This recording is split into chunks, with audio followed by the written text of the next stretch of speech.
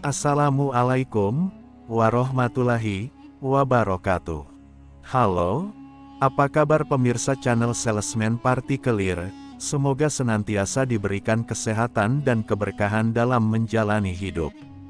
Kali ini, kami akan menghadirkan sebuah kisah yang semoga dapat menjadikan inspirasi, pelipur lara, maupun teman rehat Anda semua. Selamat menyaksikan. Semoga terhibur.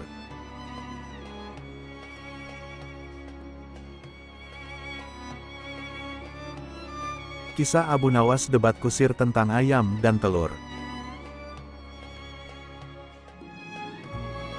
Melihat ayam betinanya bertelur, Baginda tersenyum. Beliau memanggil pengawal agar mengumumkan kepada rakyat bahwa kerajaan mengadakan sayembara untuk umum. Sayembara itu berupa pertanyaan yang mudah tetapi memerlukan jawaban yang tepat dan masuk akal. Barang siapa yang bisa menjawab pertanyaan itu akan mendapat imbalan yang amat menggiurkan. 1 pundi penuh uang emas. Tetapi bila tidak bisa menjawab maka hukuman yang menjadi akibatnya. Banyak rakyat yang ingin mengikuti sayembara itu terutama orang-orang miskin. Beberapa dari mereka sampai meneteskan air liur. Mengingat beratnya hukuman yang akan dijatuhkan maka tak mengherankan bila pesertanya hanya 4 orang. Dan salah satu dari para peserta yang amat sedikit itu adalah Abu Nawas. Aturan main sayembara itu ada 2. Pertama, jawaban harus masuk akal. Kedua, peserta harus mampu menjawab sanggahan dari Baginda sendiri. Pada hari yang telah ditetapkan para peserta sudah siap di depan panggung. Baginda duduk di atas panggung. Beliau memanggil peserta pertama. Peserta pertama maju dengan tubuh gemetar. Baginda bertanya, manakah yang lebih dahulu, telur atau ayam? Telur, jawab peserta pertama. Apa alasannya? Tanya Baginda. Bila ayam lebih dahulu itu tidak mungkin karena ayam berasal dari telur, kata peserta pertama menjelaskan. Kalau begitu siapa yang mengerami telur itu? Sanggah Baginda. Peserta pertama pucat pasi. Wajahnya mendadak berubah putih seperti kertas. Dia tidak bisa menjawab. Tanpa ampun dia dimasukkan ke dalam penjara. Kemudian peserta kedua maju. Dia berkata, Paduka yang mulia, sebenarnya telur dan ayam tercipta dalam waktu yang bersamaan. Bagaimana bisa bersamaan? Tanya Baginda.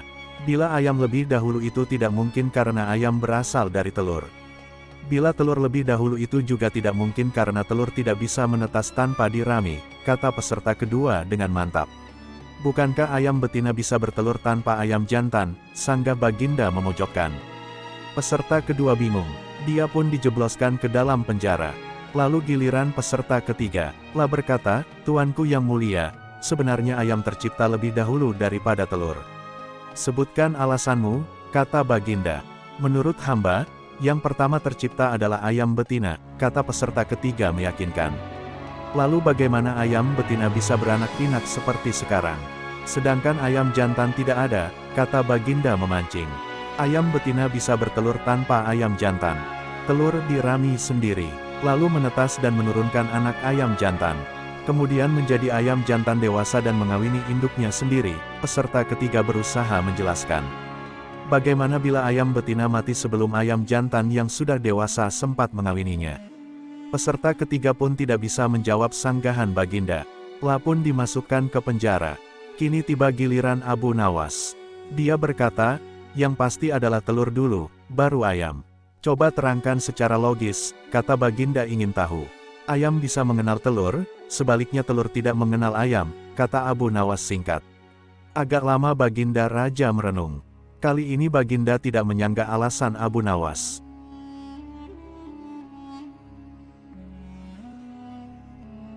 Cerita Abu Nawas memindahkan istana. Baginda Raja baru saja membaca kitab tentang kehebatan Raja Sulaiman yang mampu memerintahkan para jin memindahkan singgasana Ratu Bilqis di dekat istananya. Baginda tiba-tiba merasa tertarik. Hatinya mulai tergelitik untuk melakukan hal yang sama. Mendadak beliau ingin istananya dipindahkan ke atas gunung agar bisa lebih leluasa menikmati pemandangan di sekitar. Dan bukankah hal itu tidak mustahil bisa dilakukan karena ada Abu Nawas yang amat cerdik di negerinya. Tanpa membuang waktu Abu Nawas segera dipanggil untuk menghadap Baginda Raja Harun al-Rasyid. Setelah Abu Nawas dihadapkan, Raja pun berkata kepada Abu Nawas, Abu Nawas, engkau harus memindahkan istanaku ke atas gunung agar aku lebih leluasa melihat negeriku, kata Baginda sambil melirik reaksi Abu Nawas. Abu Nawas tidak langsung menjawab. Ia berpikir sejenak hingga keningnya berkerut. Tidak mungkin menolak perintah Baginda kecuali kalau memang ingin dihukum. Akhirnya Abu Nawas terpaksa menyanggupi proyek raksasa itu. Ada satu lagi, permintaan dari Baginda, pekerjaan itu harus diselesaikan hanya dalam waktu sebulan. Abu Nawas pulang dengan hati masgul. Setiap malam ia hanya berteman dengan rembulan dan bintang-bintang. Hari-hari dilewatinya dengan kegundahan.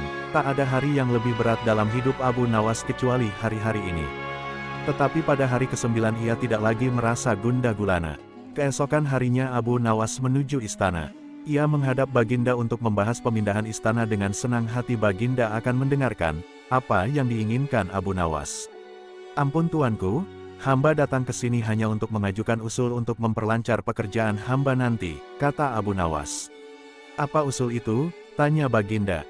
Hamba akan memindahkan istana Paduka yang mulia tepat pada hari raya Idul Kurban yang kebetulan hanya kurang 20 hari lagi, kata Abu Nawas. Kalau hanya itu usulmu, baiklah, kata Baginda. Satu lagi Baginda, Abu Nawas menambahkan. Apa lagi? Tanya Baginda. Hamba mohon Baginda menyembelih 10 ekor sapi yang gemuk untuk dibagikan langsung kepada para fakir miskin, kata Abu Nawas. Usulmu ku terima, kata Baginda menyetujui. Abu Nawas pulang dengan perasaan riang gembira. Kini tidak ada lagi yang perlu dikhawatirkan. Toh nanti bila waktunya sudah tiba, ia pasti akan dengan mudah memindahkan istana Baginda Raja. Jangankan hanya memindahkan ke puncak gunung, ke dasar samudera pun Abu Nawas sanggup. Desas-desus mulai tersebar ke seluruh pelosok negeri. Hampir semua orang harap-harap cemas. Tetapi sebagian besar rakyat merasa yakin atas kemampuan Abu Nawas. Karena selama ini Abu Nawas belum pernah gagal melaksanakan tugas-tugas aneh yang dibebankan di atas pundaknya. Namun ada beberapa orang yang meragukan keberhasilan Abu Nawas kali ini. Saat-saat yang dinanti-nantikan tiba. Rakyat berbondong-bondong menuju lapangan untuk melakukan salat hari raya Idul Adha. Dan seusai salat, 10 sapi sumbangan Baginda Raja disembelih lalu dimasak kemudian segera dibagikan kepada fakir miskin. Kini giliran Abu Nawas yang harus melaksanakan tugas berat itu. Abu Nawas berjalan menuju istana diikuti oleh rakyat. Sesampai di depan istana Abu Nawas bertanya kepada Baginda Raja. Ampun tuanku yang mulia, apakah istana sudah tidak ada orangnya lagi? Tanya Abu Nawas. Tidak ada, jawab Baginda Raja singkat. Kemudian Abu Nawas berjalan beberapa langkah mendekati istana. Lah berdiri sambil memandangi istana. Abu Nawas berdiri mematung seolah-olah ada yang ditunggu. Benar, Baginda Raja akhirnya tidak sabar. Abu Nawas, mengapa engkau belum juga mengangkat istanaku? Tanya Baginda Raja. Hamba sudah siap sejak tadi Baginda, kata Abu Nawas. Apa maksudmu engkau sudah siap sejak tadi? Kalau engkau sudah siap, lalu apa yang engkau tunggu? Tanya Baginda masih diliputi perasaan heran. Hamba menunggu istana Paduka yang mulia diangkat oleh seluruh rakyat yang hadir untuk diletakkan di atas pundak hamba. Setelah itu hamba tentu akan memindahkan istana Paduka yang mulia ke atas gunung sesuai dengan perintah Paduka, kata Abu Nawas. Baginda Raja Harun al-Rashid terpana. Beliau tidak menyangka Abu Nawas masih bisa terhindar dari hukumannya. Cerita Abu Nawas, istana raja hancur karena lalat. Suatu hari Abu Nawas terlihat murung. Ia hanya tertunduk lesu mendengarkan penuturan istrinya yang mengatakan kalau beberapa pekerja kerajaan atas titah Raja Harun membongkar rumahnya. Raja berdalih bahwa itu dilakukan karena bermimpi kalau di bawah rumahnya terpendam emas dan permata yang tak ternilai harganya. Namun, setelah mereka terus-menerus menggali, ternyata emas dan permata tidak juga ditemukan. Parahnya, sang raja juga tidak mau meminta maaf dan mengganti rugi sedikitpun kepada Abu Nawas. Karena itulah Abu Nawas sakit hati dan memendam rasa dendam kepada perusak rumahnya. Lama Abu Nawas memeras otak, namun belum juga ia menemukan muslihat untuk membalas perbuatan Baginda. Makanan yang dihidangkan istrinya pun tidak dimakan karena nafsu makannya telah lenyap. Keesokan harinya Abu Nawas melihat banyak lalat-lalat mulai menyerbu makanannya yang sudah mulai basi. Begitu melihat lalat-lalat itu berterbangan, Abu Nawas tiba-tiba saja tertawa riang seolah mendapatkan ide. Tolong ambilkan kain penutup untuk makananku dan sebatang besi, kata Abu Nawas kepada istrinya. Dengan wajah berseri-seri, Abu Nawas berangkat menuju istana. Setiba di istana, Abu Nawas membungkuk memberi hormat kepada Raja Harun. Raja Harun terkejut atas kedatangan Abu Nawas di hadapan para menterinya. Raja Harun mempersilahkan Abu Nawas untuk menghadap. "Ampun tuanku, hamba menghadap tuanku Baginda hanya untuk mengadukan perlakuan tamu-tamu yang tidak diundang. Mereka memasuki rumah hamba tanpa izin dan berani memakan makanan hamba," lapor Abu Nawas. "Siapakah tamu-tamu tidak diundang itu wahai Abu Nawas?" ujar Baginda dengan bijaksana. "Lalat-lalat ini tuanku," kata Abu Nawas sambil membuka penutup piringnya. "Kepada siapa lagi kalau bukan kepada paduka junjungan hamba mengadukan perlakuan yang tidak adil ini," ujar Abu Nawas sekali lagi. "Lalu, keadilan yang bagaimana yang engkau inginkan dari aku?" tanya Raja Harun penasaran. "Hamba hanya menginginkan izin tertulis dari Baginda sendiri agar hamba bisa dengan leluasa menghukum lalat-lalat yang nakal itu," kata Abu Nawas memulai muslihatnya. Akhirnya Raja Harun dengan terpaksa membuat surat izin yang isinya memperkenankan Abu Nawas memukul lalat-lalat itu dimanapun mereka hinggap. Setelah mendapat izin tertulis itu, Abu Nawas mulai mengusir lalat-lalat di piringnya hingga mereka terbang dan hinggap di sana-sini. Dengan menggunakan tongkat besi yang dibawa dari rumah, Abu Nawas mengejar dan memukul lalat-lalat itu. Ketika hinggap di kaca, Abu Nawas dengan tenang dan leluasa memukul kaca itu hingga pecah. Kemudian vas bunganan indah milik sang raja juga ikut terkena pukul dan pecah. Akhirnya hanya dalam beberapa menit saja seluruh perabot istana hancur berkeping-keping. Raja Harun tidak bisa berbuat apa-apa kecuali menyadari kekeliruannya yang telah dilakukan terhadap Abu Nawas dan keluarganya. Setelah merasa puas, Abu Nawas mohon diri. Barang-barang kesayangan Raja Harun banyak yang hancur. Bukan cuma itu saja, raja juga menanggung rasa malu. Kini dia sadar betapa kelirunya, telah berbuat semena-mena kepada Abu Nawas.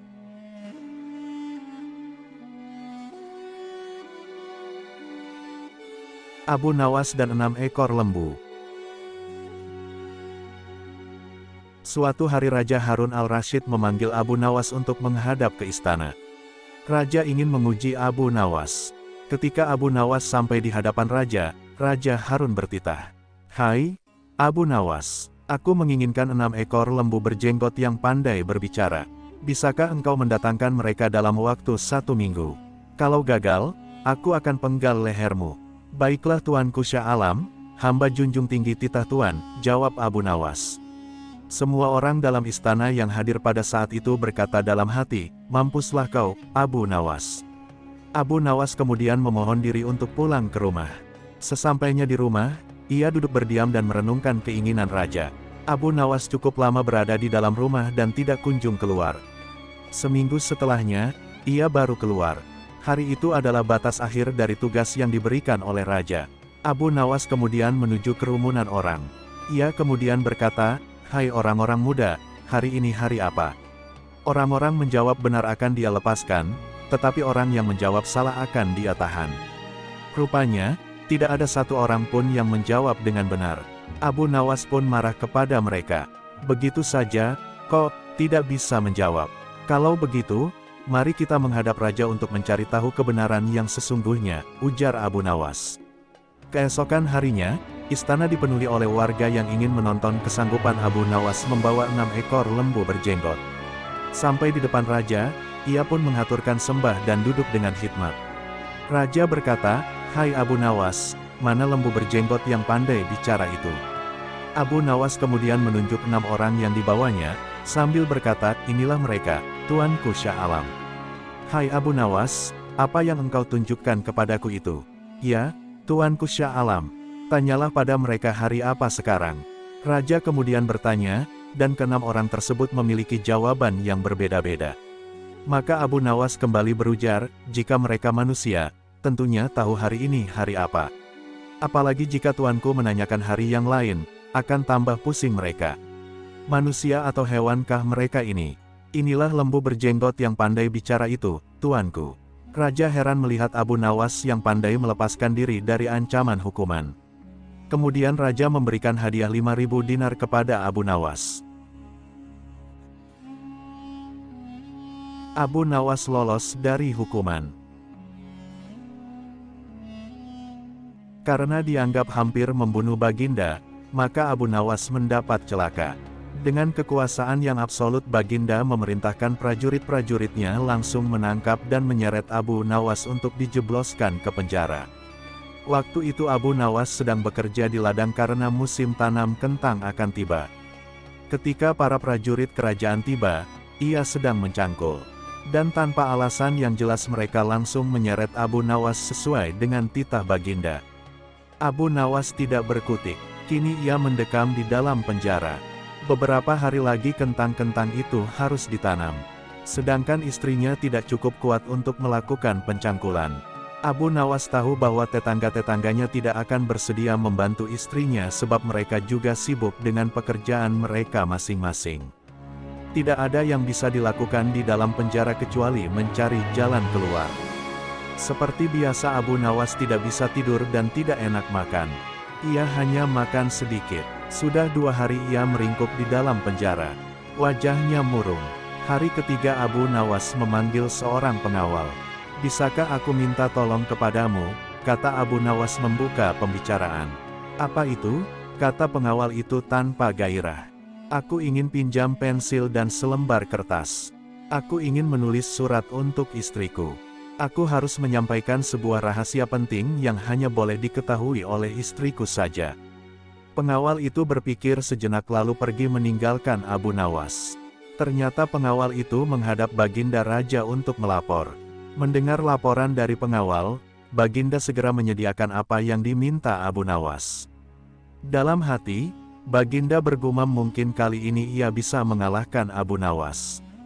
Abu Nawas menulis surat yang berbunyi, "Wahai istriku, janganlah engkau sekali-kali menggali ladang kita karena aku menyembunyikan harta karun dan senjata di situ. Dan tolong jangan bercerita kepada siapapun."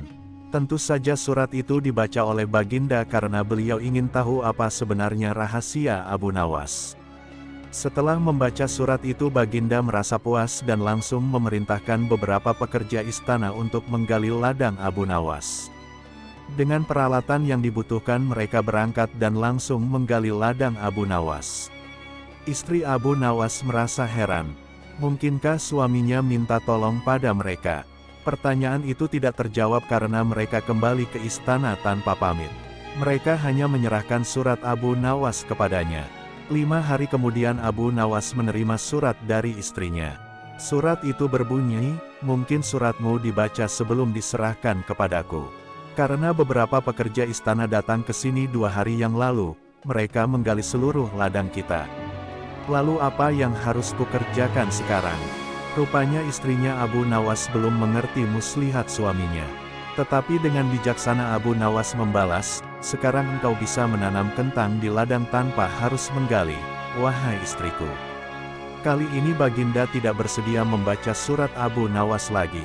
Baginda makin mengakui keluarbiasaan akal Abu Nawas. Bahkan di dalam penjara pun Abu Nawas masih bisa melakukan pencangkulan. Abu Nawas masih mengeram di penjara. Namun begitu Abu Nawas masih bisa menyelesaikan pekerjaannya dengan memakai tangan orang lain. Baginda berpikir sejenak kemudian beliau segera memerintahkan sipir penjara untuk membebaskan Abu Nawas. Baginda Raja tidak ingin menanggung resiko yang lebih buruk. Karena akal Abu Nawas tidak bisa ditebak. Bahkan di dalam penjara pun Abu Nawas masih sanggup menyusahkan orang. Keputusan yang dibuat Baginda Raja untuk melepaskan Abu Nawas memang sangat tepat. Karena bila sampai Abu Nawas bertambah sakit hati maka tidak mustahil kesusahan yang akan ditimbulkan akan semakin gawat. Kini hidung Abu Nawas sudah bisa menghisap udara kebebasan di luar. Istri Abu Nawas menyambut gembira kedatangan suami yang selama ini sangat dirindukan. Abu Nawas juga riang, apalagi melihat tanaman kentangnya akan membuahkan hasil yang bisa dipetik dalam waktu dekat. Abu Nawas memang girang bukan kepalang, tetapi ia juga merasa gundah. Bagaimana Abu Nawas tidak merasa gundah gulana sebab Baginda sudah tidak lagi memakai perangkap untuk memenjarakan dirinya. Tetapi Baginda Raja langsung memenjarakannya. Maka tidak mustahil bila suatu ketika nanti Baginda langsung menjatuhkan hukuman pancung. Abu Nawas yakin bahwa saat ini Baginda pasti sedang merencanakan sesuatu. Abu Nawas menyiapkan payung untuk menyambut hujan yang akan diciptakan Baginda Raja. Pada hari itu Abu Nawas mengumumkan dirinya sebagai ahli nujum atau tukang ramal nasib. Sejak membuka praktek ramal-meramal nasib, Abu Nawas sering mendapat panggilan dari orang-orang terkenal. Kini Abu Nawas tidak saja dikenal sebagai orang yang handal dalam menciptakan gelak tawa tetapi juga sebagai ahli ramal yang jitu. Mendengar Abu Nawas mendadak menjadi ahli ramal maka Baginda Raja Harun al-Rasyid merasa khawatir. Baginda curiga jangan-jangan Abu Nawas bisa membahayakan kerajaan. Maka tanpa pikir panjang Abu Nawas ditangkap. Abu Nawas sejak semula yakin Baginda Raja kali ini berniat akan menghabisi riwayatnya. Tetapi Abu Nawas tidak begitu merasa gentar. Mungkin Abu Nawas sudah mempersiapkan tameng. Setelah beberapa hari meringkuk di dalam penjara, Abu Nawas digiring menuju tempat kematian. Tukang penggal kepala sudah menunggu dengan pedang yang baru diasah. Abu Nawas menghampiri tempat penjagalan dengan amat tenang. Baginda merasa kagum terhadap ketegaran Abu Nawas. Tetapi Baginda juga bertanya-tanya dalam hati mengapa Abu Nawas begitu tabah menghadapi detik-detik terakhir hidupnya. Ketika Algojo sudah siap mengayunkan pedang, Abu Nawas tertawa-tawa sehingga Baginda menangguhkan pemancungan. Beliau bertanya, "Hai Abu Nawas, apakah engkau tidak merasa ngeri menghadapi pedang Algojo?" "Ngeri tuanku yang mulia, tetapi hamba juga merasa gembira," jawab Abu Nawas sambil tersenyum. "Engkau merasa gembira?" tanya Baginda kaget. "Betul Baginda yang mulia, karena tepat 3 hari setelah kematian hamba, maka Baginda pun akan mangkat menyusul hamba ke liang lahat, karena hamba tidak bersalah sedikit pun," kata Abu Nawas tetap tenang. Baginda gemetar mendengar ucapan Abu Nawas dan tentu saja hukuman pancung dibatalkan. Abu Nawas digiring kembali ke penjara. Baginda memerintahkan agar Abu Nawas diperlakukan istimewa. Malah Baginda memerintahkan supaya Abu Nawas disuguhi hidangan yang enak-enak. Tetapi Abu Nawas tetap tidak kerasan tinggal di penjara. Abu Nawas berpesan dan setengah mengancam kepada penjaga penjara bahwa bila ia terus-menerus mendekam dalam penjara ia bisa jatuh sakit atau meninggal. Baginda Raja terpaksa membebaskan Abu Nawas setelah mendengar penuturan penjaga penjara. Cita-cita atau obsesi menghukum Abu Nawas sebenarnya masih bergolak. Namun Baginda merasa kehabisan akal untuk menjebak Abu Nawas. Seorang penasihat kerajaan kepercayaan Baginda Raja menyarankan agar Baginda memanggil seorang ilmuwan ulama yang berilmu tinggi untuk menandingi Abu Nawas. Pasti masih ada peluang untuk mencari kelemahan Abu Nawas. Menjebak pencuri harus dengan pencuri, dan ulama dengan ulama. Baginda menerima usul yang cemerlang itu dengan hati bulat. Setelah ulama yang berilmu tinggi berhasil ditemukan, Baginda Raja menanyakan cara terbaik menjerat Abu Nawas. Ulama itu memberi tahu cara-cara yang paling jitu kepada Baginda Raja. Baginda Raja manggut-manggut setuju. Wajah Baginda tidak lagi murung. Apalagi ulama itu menegaskan bahwa ramalan Abu Nawas tentang takdir kematian Baginda Raja sama sekali tidak mempunyai dasar yang kuat. Tiada seorang pun manusia yang tahu kapan dan di bumi mana ia akan mati apalagi tentang ajal orang lain. Ulama andalan Baginda Raja mulai mengadakan persiapan seperlunya untuk memberikan pukulan fatal bagi Abu Nawas. Siasat pun dijalankan sesuai rencana. Abu Nawas terjerembab ke lubang siasat sang ulama. Abu Nawas melakukan kesalahan yang bisa menghantarnya ke tiang gantungan atau tempat pemancungan. Benarlah peribahasa yang berbunyi sepandai-pandai tupai melompat pasti suatu saat akan terpeleset. Kini, Abu Nawas benar-benar mati kutu. Sebentar lagi ia akan dihukum mati karena jebakan sang ilmuwan ulama. Benarkah Abu Nawas sudah keok? Kita lihat saja nanti. Banyak orang yang merasa simpati atas nasib Abu Nawas, terutama orang-orang miskin dan tertindas yang pernah ditolongnya. Namun derai air mata para pecinta dan pengagum Abu Nawas tak akan mampu menghentikan hukuman mati yang akan dijatuhkan.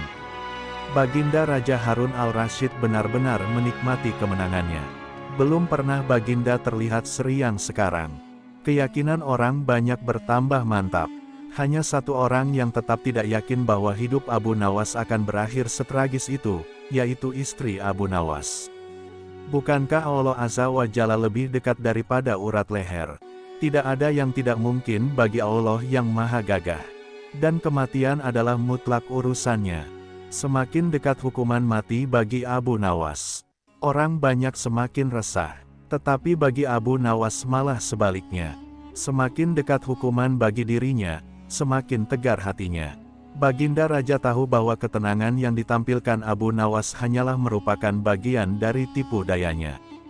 Tetapi Baginda Raja telah bersumpah pada diri sendiri bahwa beliau tidak akan terkecoh untuk kedua kalinya. Sebaliknya Abu Nawas juga yakin, selama nyawa masih melekat maka harapan akan terus menyertainya. Tuhan tidak mungkin menciptakan alam semesta ini tanpa ditaburi harapan-harapan yang menjanjikan.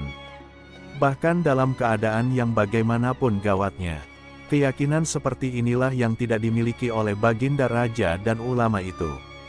Seketika suasana menjadi hening, sewaktu Baginda Raja memberi sambutan singkat tentang akan dilaksanakan hukuman mati atas diri terpidana mati Abu Nawas. Kemudian tanpa memperpanjang waktu lagi Baginda Raja menanyakan permintaan terakhir Abu Nawas. Dan pertanyaan inilah yang paling dinanti-nantikan Abu Nawas. Adakah permintaan yang terakhir?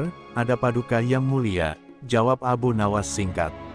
Sebutkan, kata Baginda, sudilah kiranya hamba diperkenankan memilih hukuman mati yang hamba anggap cocok wahai Baginda yang mulia, pinta Abu Nawas. Baiklah, kata Baginda menyetujui permintaan Abu Nawas. Paduka yang mulia, yang hamba pinta adalah bila pilihan hamba benar hamba bersedia dihukum pancung, tetapi jika pilihan hamba dianggap salah maka hamba dihukum gantung saja, kata Abu Nawas memohon. Engkau memang orang yang aneh. Dalam saat-saat yang amat genting pun engkau masih sempat bersenda gurau. Tetapi ketahuilah bagiku segala tipu muslihatmu hari ini tak akan bisa membawamu kemana-mana, kata Baginda sambil tertawa. Hamba tidak bersenda gurau paduka yang mulia, kata Abu Nawas bersungguh-sungguh. Baginda makin terpingkal-pingkal. Belum selesai Baginda Raja tertawa-tawa, Abu Nawas berteriak dengan nyaring. Hamba minta dihukum pancung. Semua yang hadir kaget. Orang banyak belum mengerti mengapa Abu Nawas membuat keputusan begitu. Tetapi kecerdasan otak Baginda Raja menangkap sesuatu yang lain. Sehingga tawa Baginda yang semula berderai-derai mendadak terhenti. Kening Baginda berkenyit mendengar ucapan Abu Nawas. Baginda Raja tidak berani menarik kata-katanya karena disaksikan oleh ribuan rakyatnya. Beliau sudah terlanjur mengabulkan Abu Nawas menentukan hukuman mati yang paling cocok untuk dirinya. Kini kesempatan Abu Nawas membela diri. Baginda yang mulia, hamba tadi mengatakan bahwa hamba akan dihukum pancung. Kalau pilihan hamba benar maka hamba dihukum gantung. Tetapi di manakah letak kesalahan pilihan hamba sehingga hamba harus dihukum gantung? Padahal hamba telah memilih hukuman pancung. Olah kata Abu Nawas memaksa Baginda Raja dan ulama itu tercengang. Benar-benar luar biasa otak Abu Nawas ini. Rasanya tidak ada lagi manusia pintar selain Abu Nawas di negeri Baghdad ini. Abu Nawas, aku mengampunimu, tapi sekarang jawablah pertanyaanku ini. Berapa banyakkah bintang di langit? Oh, gampang sekali tuanku. Iya, tapi berapa? 100 juta, 100 miliar, tanya Baginda. Bukan tuanku, cuma sebanyak pasir di pantai.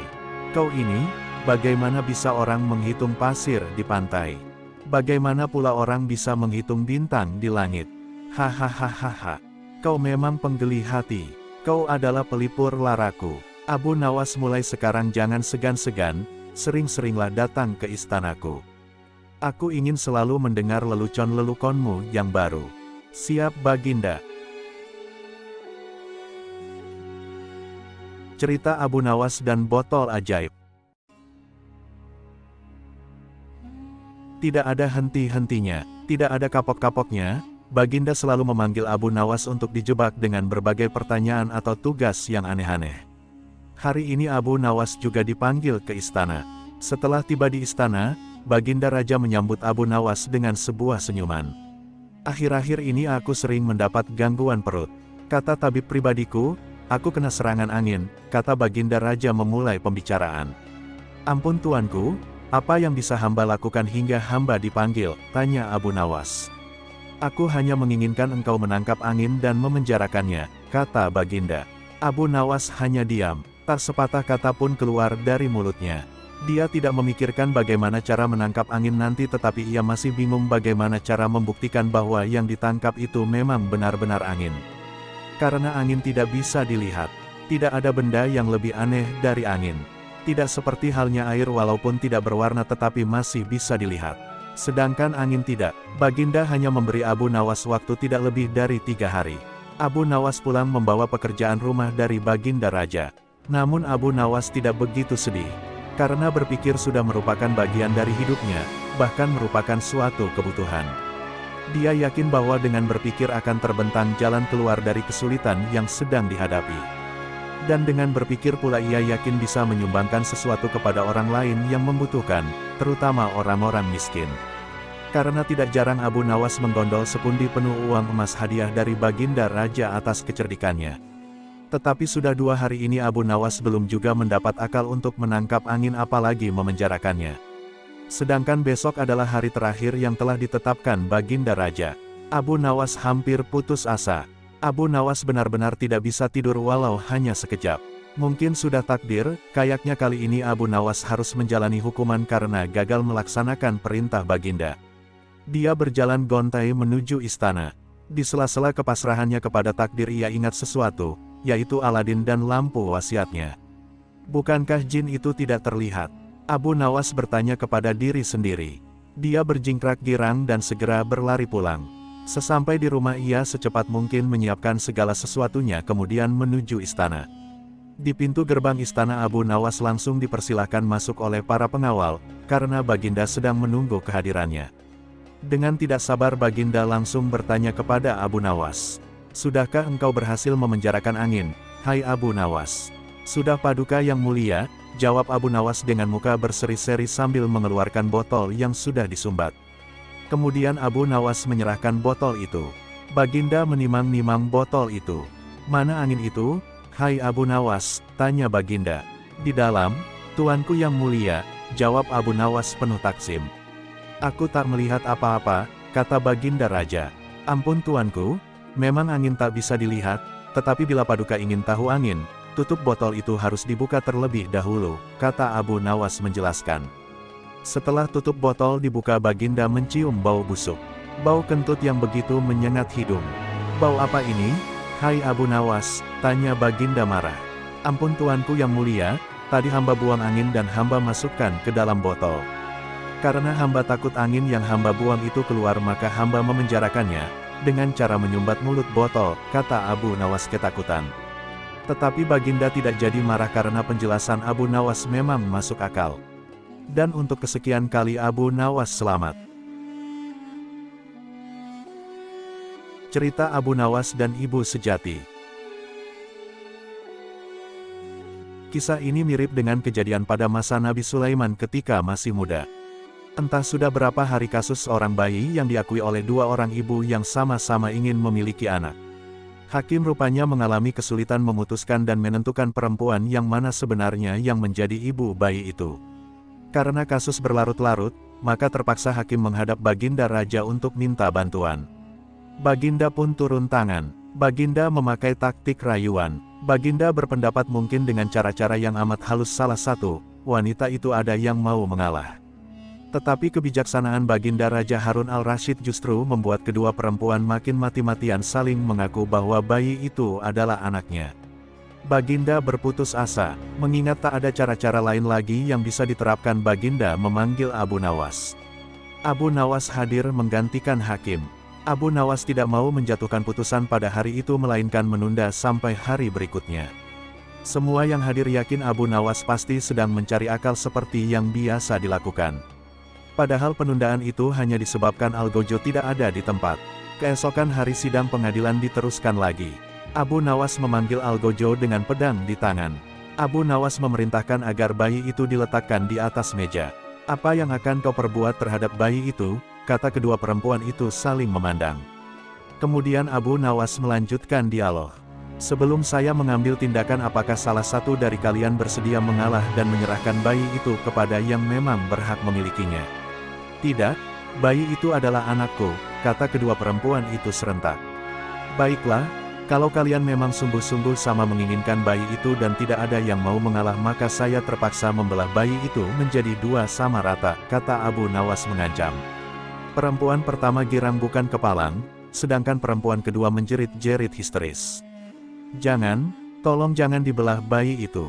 Biarlah aku rela bayi itu seutuhnya diserahkan kepada perempuan itu, kata perempuan kedua. Abu Nawas tersenyum lega, sekarang topeng mereka sudah terbuka.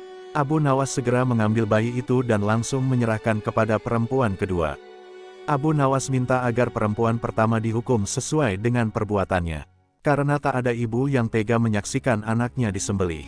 Apalagi di depan mata, Baginda Raja merasa puas terhadap keputusan Abu Nawas. Dan sebagai rasa terima kasih, Baginda menawari Abu Nawas menjadi penasehat hakim kerajaan. Tetapi Abu Nawas menolak, lebih senang menjadi rakyat biasa. Cerita Abu Nawas mengecoh monyet sirkus. Abu Nawas sedang berjalan-jalan santai. Ada kerumunan massa. Abu Nawas bertanya kepada seorang kawan yang kebetulan berjumpa di tengah jalan. Ada kerumunan apa di sana? Tanya Abu Nawas. Pertunjukan keliling yang melibatkan monyet ajaib. Apa maksudmu dengan monyet ajaib? Kata Abu Nawas ingin tahu. Monyet yang bisa mengerti bahasa manusia, dan yang lebih menakjubkan adalah monyet itu hanya mau tunduk kepada pemiliknya saja, kata kawan Abu Nawas menambahkan. Abu Nawas makin tertarik. Dia tidak tahan untuk menyaksikan kecerdikan dan keajaiban binatang raksasa itu.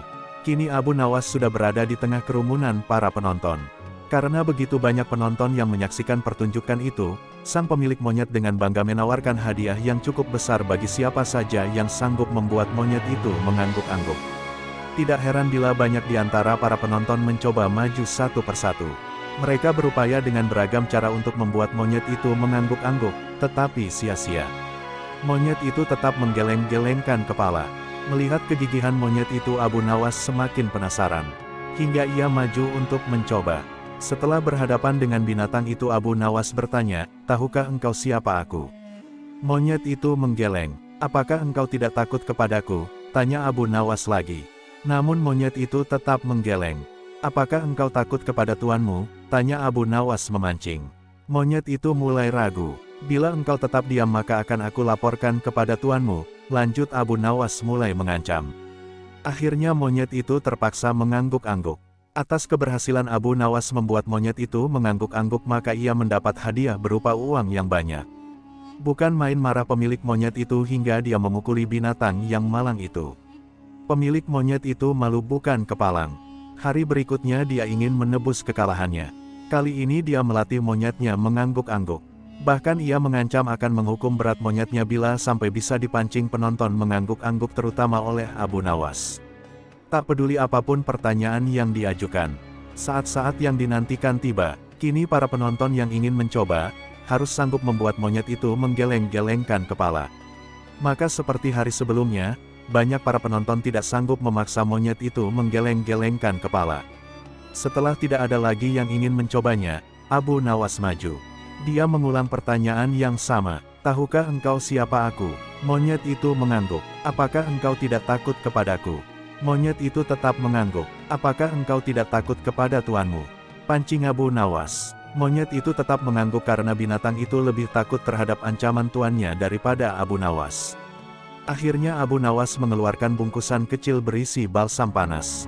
"Tahukah engkau apa guna balsam ini?" Monyet itu tetap mengangguk.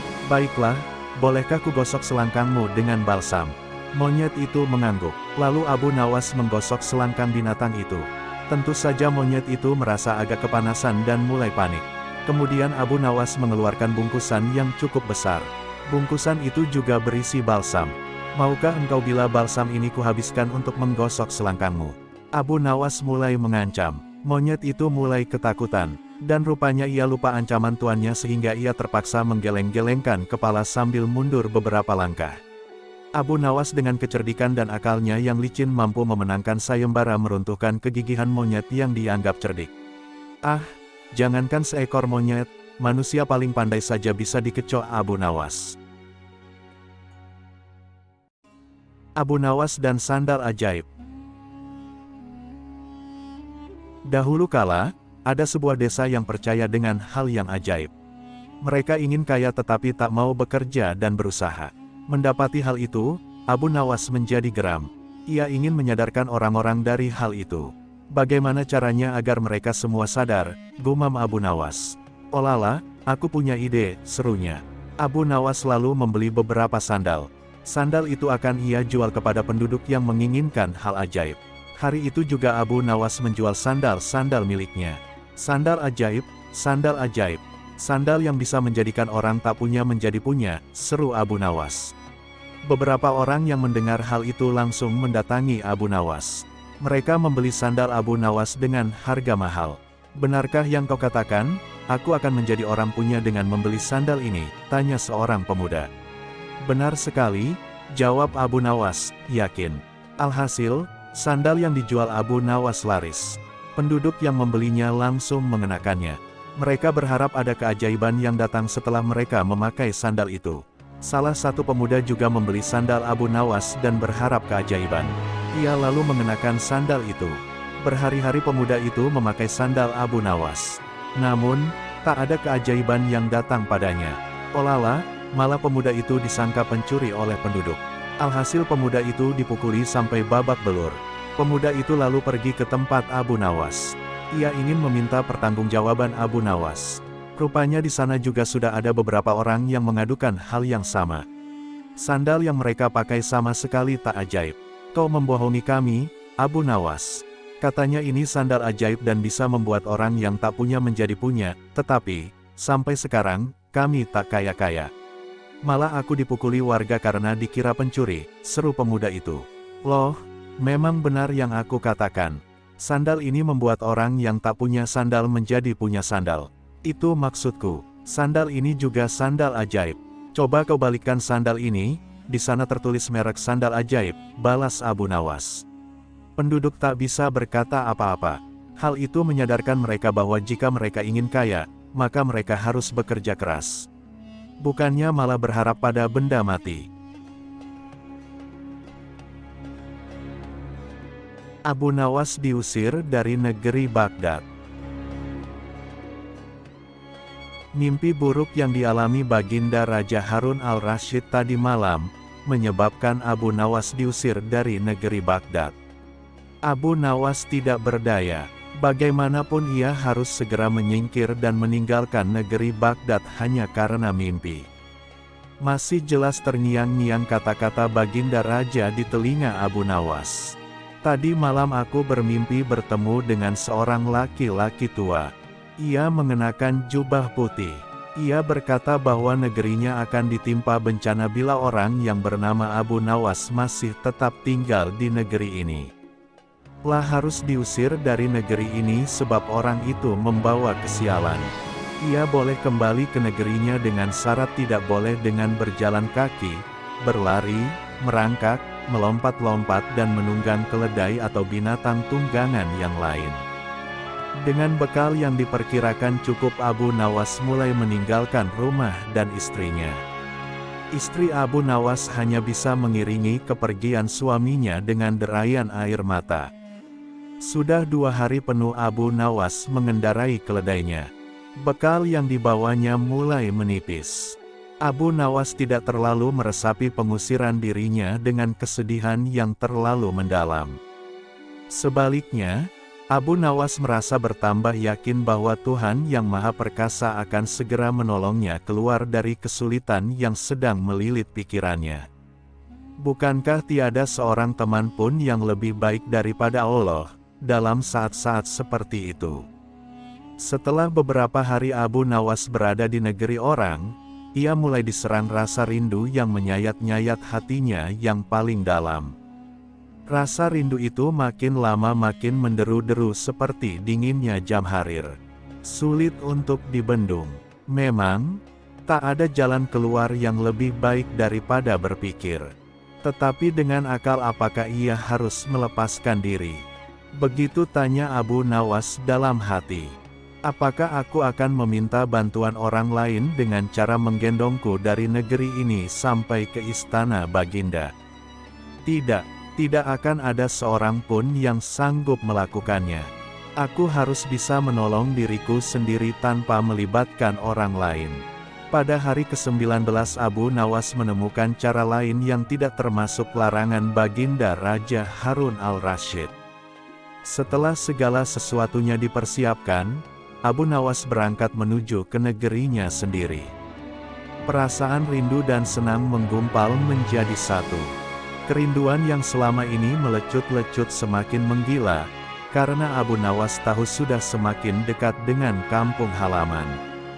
Mengetahui Abu Nawas bisa pulang kembali, penduduk negeri gembira.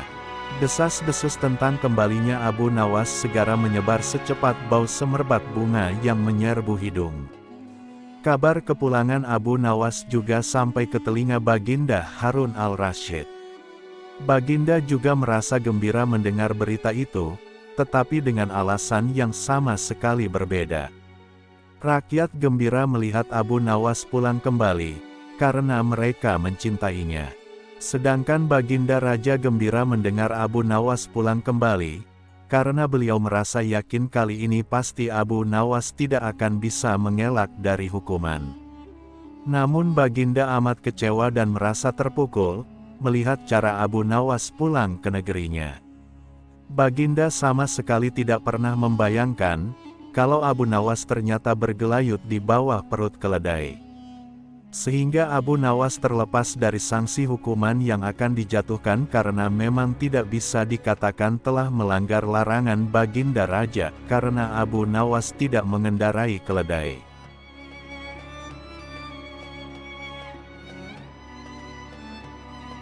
Abu Nawas dan rumah sempit.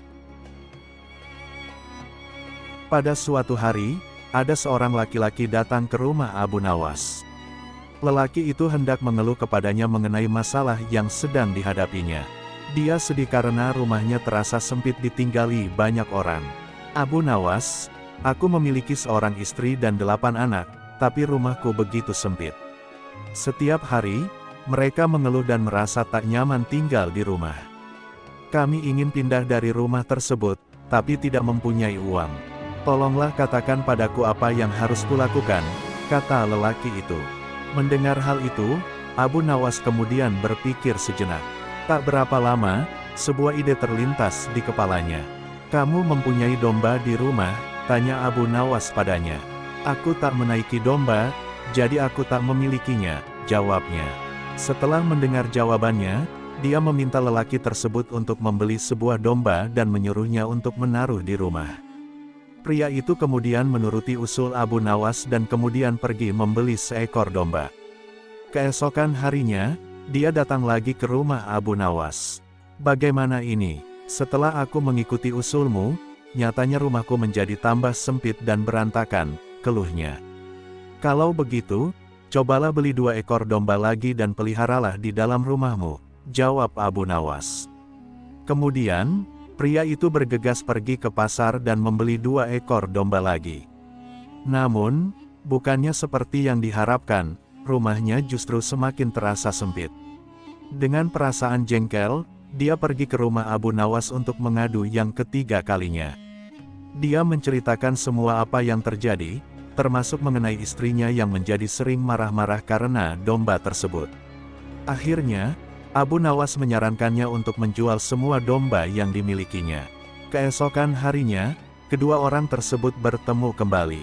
Abu Nawas kemudian bertanya, bagaimana keadaan rumahmu sekarang, apakah sudah lebih lega? Setelah aku menjual domba-domba tersebut, rumahku menjadi nyaman untuk ditinggali. Istriku pun tidak lagi marah-marah, jawab pria tersebut sambil tersenyum. Akhirnya, Abu Nawas dapat menyelesaikan masalah pria dan rumah sempitnya itu. Abu Nawas dan air susu pemalu. Suatu hari Raja Harun al-Rasyid sedang berjalan-jalan ke pasar. Ia kemudian memergoki Abu Nawas sedang memegang botol berisi anggur. Raja pun menegur dan berkata, "Wahai Abu Nawas, apa yang sedang kau pegang itu?" Abu Nawas gugup. Ia pun menjawab, "Ini susu, Baginda." "Bagaimana mungkin air susu berwarna merah? Susu itu berwarna putih bersih," ucap Raja terheran-heran atas jawaban Abu Nawas. sembari mengambil botol yang dipegang oleh Abu Nawas. Betul, Baginda, semula air susu ini berwarna putih bersih. Ketika melihat Baginda yang gagah dan rupawan, ia tersipu malu dan merah merona. Mendengar jawaban Abu Nawas, Raja pun tertawa dan meninggalkan Abu Nawas sambil menggelengkan kepalanya. Abu Nawas dan mahkota dari surga. Tidak seperti biasa, hari itu Baginda tiba-tiba ingin menyamar menjadi rakyat biasa. Beliau ingin menyaksikan kehidupan di luar istana tanpa sepengetahuan siapapun, agar lebih leluasa bergerak. Baginda mulai keluar istana dengan pakaian yang amat sederhana layaknya seperti rakyat jelata. Di sebuah perkampungan beliau melihat beberapa orang berkumpul. Setelah Baginda mendekat, ternyata seorang ulama sedang menyampaikan kuliah tentang alam barzah. Tiba-tiba ada seorang yang datang dan bergabung di situ. Ia bertanya kepada ulama itu, "Kami menyaksikan orang kafir pada suatu waktu dan mengintip kuburnya, tetapi kami tiada mendengar mereka berteriak dan tidak pula melihat penyiksaan-penyiksaan yang katanya sedang dialaminya. Maka bagaimana cara membenarkan sesuatu yang tidak sesuai dengan yang dilihat mata?" Ulama itu berpikir sejenak kemudian ia berkata, "Untuk mengetahui yang demikian itu harus dengan panca indera yang lain. Ingatkan kamu dengan orang yang sedang tidur.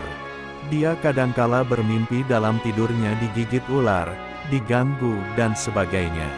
Ia juga merasa sakit dan takut ketika itu bahkan memekik dan keringat bercucuran pada keningnya. Ia merasakan hal semacam itu seperti ketika tidak tidur. Sedangkan engkau yang duduk di dekatnya menyaksikan keadaannya seolah-olah tidak ada apa-apa. Padahal apa yang dilihat serta dialaminya adalah dikelilingi ular-ular. Maka jika masalah mimpi yang remeh saja sudah tidak mampu mata lahir melihatnya, mungkinkah engkau bisa melihat apa yang terjadi di alam barzah?" Baginda Raja terkesan dengan penjelasan ulama itu. Baginda masih ikut mendengarkan kuliah itu. Kini ulama itu melanjutkan kuliahnya tentang alam akhirat. Dikatakan bahwa di surga tersedia hal-hal yang amat disukai nafsu, termasuk benda-benda. Salah satu benda-benda itu adalah mahkota yang amat luar biasa indahnya. Tak ada yang lebih indah dari barang-barang di surga karena barang-barang itu tercipta dari cahaya. Saking indahnya maka satu mahkota jauh lebih bagus dari dunia dan isinya. Baginda makin terkesan. Beliau pulang kembali ke istana. Baginda sudah tidak sabar ingin menguji kemampuan Abu Nawas. Abu Nawas dipanggil, dan setelah Abu Nawas sudah menghadap, Baginda Raja berkata pada Abu Nawas, "Aku menginginkan engkau sekarang juga berangkat ke surga. Kemudian bawakan aku sebuah mahkota surga yang katanya tercipta dari cahaya itu. Apakah engkau sanggup Abu Nawas?" "Sanggup Paduka yang mulia," kata Abu Nawas langsung menyanggupi tugas yang mustahil dilaksanakan itu. Tetapi Baginda harus menyanggupi pula satu syarat yang akan hamba ajukan. "Sebutkan syarat itu," kata Baginda Raja. "Hamba mohon Baginda menyediakan pintunya agar hamba bisa memasukinya." "Pintu apa?" tanya Baginda belum mengerti. "Pintu alam akhirat," jawab Abu Nawas. "Apa itu?" tanya Baginda ingin tahu. "Kiamat, wahai Paduka yang mulia. Masing-masing alam mempunyai pintu. Pintu alam dunia adalah liang peranakan ibu. Pintu alam barzah adalah kematian. Dan pintu alam akhirat adalah kiamat. Surga berada di alam akhirat. Bila Baginda masih tetap menghendaki hamba mengambilkan sebuah mahkota di surga, maka dunia harus kiamat terlebih dahulu." Mendengar penjelasan Abu Nawas, Baginda Raja terdiam. Di sela-sela kebingungan Baginda Raja Harun al-Rasyid, Abu Nawas bertanya lagi, "Masihkah Baginda menginginkan mahkota dari surga?" Baginda Raja tidak menjawab. Beliau diam 1000 bahasa. Sejenak kemudian Abu Nawas mohon diri karena Abu Nawas sudah tahu jawabnya. Siapa yang tak kenal Abu Nawas? Hampir semua kalangan tahu siapa Abu Nawas. Dari anak kecil sampai orang dewasa, paham betul dengan tingkahnya yang konyol dan lucu, namun setiap perilakunya menyiratkan bahwa beliau sosok yang bijaksana. Walaupun namanya sudah masyhur, tapi jarang sekali orang tahu siapa sebenarnya sosok Abu Nawas ini. Berikut kami rangkumkan biografi sosok Abu Nawas sebenarnya. Abu Nuwas, atau Abu Nawas adalah seorang penyair Islam termasyhur di era kejayaan Islam. Orang Indonesia begitu akrab dengan sosok Abu Nuwas lewat cerita-cerita humor bijak dan sufi. Sejatinya, penyair yang bernama lengkap Abu Nuwas Al-Hasan bin Hini Al-Hakami itu memang seorang humoris yang lihai dan cerdik dalam mengemas kritik berbungkus humor. Diperkirakan, Abu Nuwas terlahir antara tahun 747 hingga 762 Masehi. Ada yang menyebut, tanah kelahirannya di Damaskus, ada pula yang meyakini Abu Nuwas berasal dari Bursa. Versi lainnya menyebutkan dia lahir di Ahwas. Yang jelas, ayahnya bernama Hani, seorang anggota tentara Marwan bin Muhammad atau Marwan pertama khalifah terakhir dinasti Umayyah di Damaskus. Sedangkan ibunya bernama Golban atau Jeleban, seorang penenun yang berasal dari Persia. Sejak lahir hingga tutup usia, Abu Nuwas tak pernah bertemu dengan sang ayah. Ketika masih kecil, sang ibu menjualnya kepada seorang penjaga toko dari Yaman bernama Sa'ad al-Yasira. Abu Nuwas muda bekerja di toko grosir milik tuannya di Basra, Irak. Sejak remaja, otak Abu Nuwas yang encer menarik perhatian Walibah ibnu Al-Hubab, seorang penulis puisi berambut pirang. Al-Hubab pun memutuskan untuk membeli dan membebaskan Abu Nuwas dari tuannya. Sejak itu, Abu Nuwas pun terbebas dari statusnya sebagai budak belian. Al-Hubab pun mengajarinya teologi dan tata bahasa. Abu Nuwas juga diajari menulis puisi. Sejak itulah, Abu Nuwas begitu tertarik dengan dunia sastra. Ia kemudian banyak menimba ilmu dari seorang penyair Arab bernama Khalaf al-Ahmar di Kufah. Setelah itu, dia hijrah ke Baghdad yang merupakan metropolis intelektual abad pertengahan di era kepemimpinan Khalifah Harun ar-Rasyid. Karir Abu Nuwas di dunia sastra mulai mencuat setelah kepandaiannya menulis puisi menarik perhatian Khalifah Harun al-Rasyid. Melalui perantara musikus istana, Ishaq al-Wasuli, Abu Nuwas akhirnya diangkat menjadi penyair istana, Syairul Bilad. Abu Nawas pun diangkat sebagai pendekar para penyair. Tugasnya menggubah puisi puji-pujian untuk Khalifah. Kegemarannya bermain kata-kata dengan selera humor yang tinggi membuatnya menjadi seorang legenda. Namanya juga tercantum dalam dongeng 1001 Malam. Meski sering ngocol, ia adalah sosok yang jujur.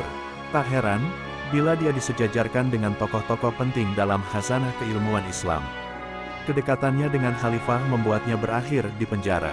Suatu ketika, Abu Nawas membaca puisi kafilah Bani Mudar yang membuat Khalifah tersinggung dan murka. Sejak mendekam di penjara, puisi-puisi Abu Nawas berubah menjadi religius.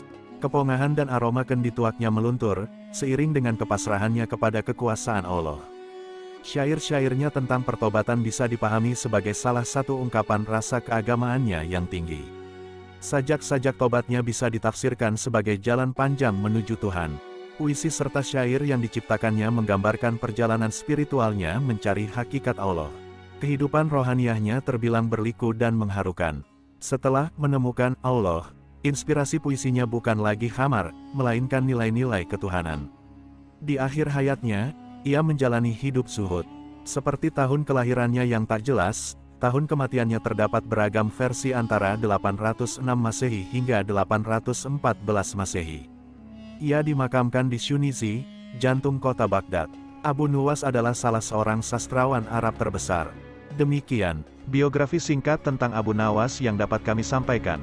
Semoga dapat menjadikan tambahan wawasan dan bermanfaat. Jangan lupa like, komen, share dan subscribe. Wassalam, sampai jumpa.